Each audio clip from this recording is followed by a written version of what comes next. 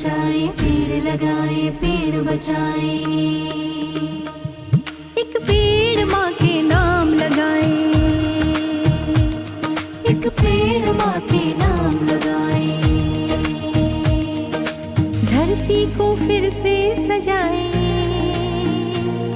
ગુજરાત વિકાસનું પર્યાય બનેલ રાજ્ય, પરંતુ સમય સાથે આ વિકાસની વ્યાખ્યા વ્યાપક બની છે, જેમાં પ્રકૃતિનું જતન, પર્યાવરણીય સંસ્કૃતિની સમજ અને ટકાઉ પ્રગતિનું સમન્વય થયો છે. આજે ગુજરાત માત્ર ઉદ્યોગો કે ઇન્ફ્રાસ્ટ્રક્ચર પૂરતું સીમિત નથી, પરંતુ ગ્રીન એનર્જી, જળ સંચય અને વન્યજીવોના સંવર્ધન સાથે ગ્રીન ગ્રોથનું નવું મોડલ બની રહ્યું છે. આ સંકલ્પ, આ વિચાર સાથે ઉજવાતો મહોત્સવ એટલે વન મહોત્સવ.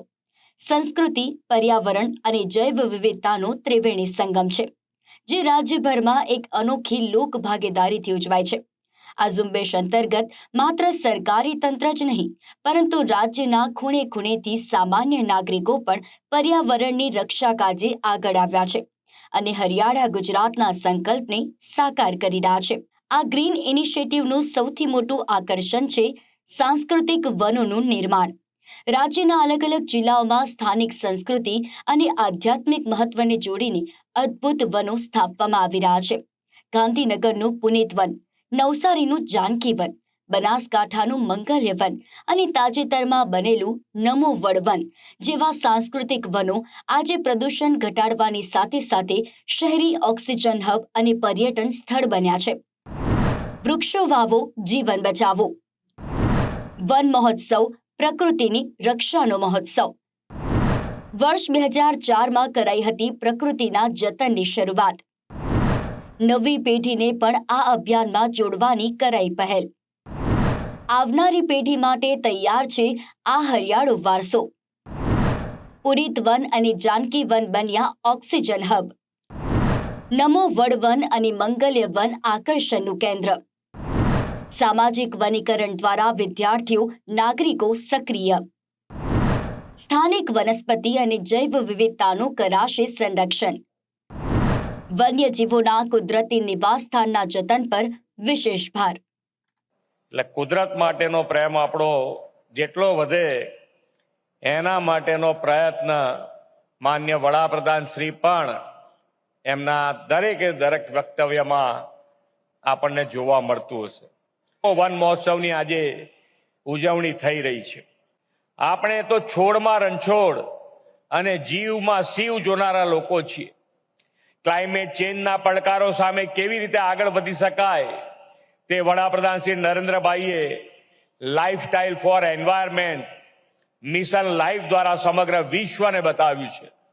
આપણી રોજિંદી જીવનશૈલીમાં નાના નાના ફેરફારો, પાણી અને ઉર્જાને સમજદારીપૂર્વક ઉપયોગ કરીને આપણે પર્યાવરણનું જતન કરી શકીએ છીએ. પ્લાસ્ટિકનો ઉપયોગ ઘટાડવો, રિસાયકલ પ્રોડક્ટના ઉપયોગથી પર્યાવરણ સંરક્ષણનું મોટું કાર્ય થઈ શકે છે. દિલ્હીથી ગુજરાત સુધીના 29 જિલ્લામાં અરવલ્લી પર્વતમાળાની આસપાસના 5 કિલોમીટર વિસ્તારને હરિયાળો બનાવવાની સાથે જળાશયોના નિર્માણ, જમીન સંરક્ષણથી સ્થાનિક રોજગારીમાં વધારો કરવામાં આવશે. વૃક્ષારોપણની હરિત ક્રાંતિ હોય, જળ સંચય, જળ સિંચન હોય કે વન્યજીવોનું સંરક્ષણ હોય, વડાપ્રધાનશ્રીના નેતૃત્વમાં ગુજરાત સર્વગ્રાહી રીતે પર્યાવરણ સંરક્ષણ અને સંવર્ધન માટે કટિબદ્ધ છે. 24મું સાંસ્કૃતિક વન ગલતેશ્વર વન ઊભું થયું છે. આ સાંસ્કૃતિક વનો પર્યાવરણ રક્ષાની સાથે પ્રવાસીઓ માટે પણ આકર્ષણનું કેન્દ્ર બન્યા છે. વડાપ્રધાન શ્રી નરેન્દ્રભાઈના માર્ગદર્શનમાં ગુજરાત દેશના વિકાસનું ગ્રોથ એન્જિન બન્યું છે.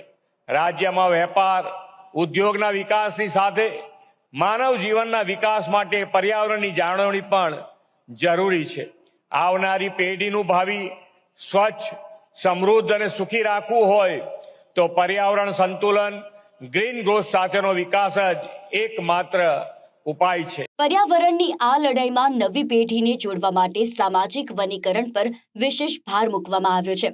રાજ્યભરના નાગરિકો, શાળા કોલેજના વિદ્યાર્થીઓ અને વિવિધ સામાજિક સંસ્થાઓને વૃક્ષો વાવવા અને તેનાથી પણ વધુ તેના ઉછેર માટે પ્રોત્સાહિત કરવામાં આવી રહ્યા છે. ઠેર ઠેર જાગૃતિ કાર્યક્રમો યોજીને વૃક્ષ વાવો જીવન બચાવોના સંદેશને ઘર ઘર સુધી પહોંચાડવામાં આવી રહ્યો છે. આ સમગ્ર અભિયાન માત્ર હરિયાળી પૂરતું સીમિત નથી, પરંતુ તેનો મુખ્ય હેતુ જૈવ વિવિધતાનું સંરક્ષણ કરવાનો છે. સ્થાનિક વનસ્પતિઓ અને લુપ્ત થતા વન્યજીવોના કુદરતી નિવાસસ્થાનનું જતન કરી પ્રકૃતિનું સંતુલન જાળવવામાં આવી રહ્યું છે. આ વનો આજે પશુ પંખીઓ માટે સુરક્ષિત આશ્રય સ્થાન બની રહ્યા છે, જે પર્યાવરણની ઇકોસિસ્ટમને વધુ મજબૂત કરે છે. સરકારની આ દીર્ઘદ્રષ્ટિ અને જનતાના સાથ સહકારને કારણે આજે ગુજરાત ગ્રીન ગ્રોથ તરફ આગળ વધી રહ્યું છે, જે આવનારી પેઢી માટે આપણો હરિયાળો વિકાસ વારસો તૈયાર કરતું એક ઐતિહાસિક પગલું સાબિત થઈ રહ્યું છે.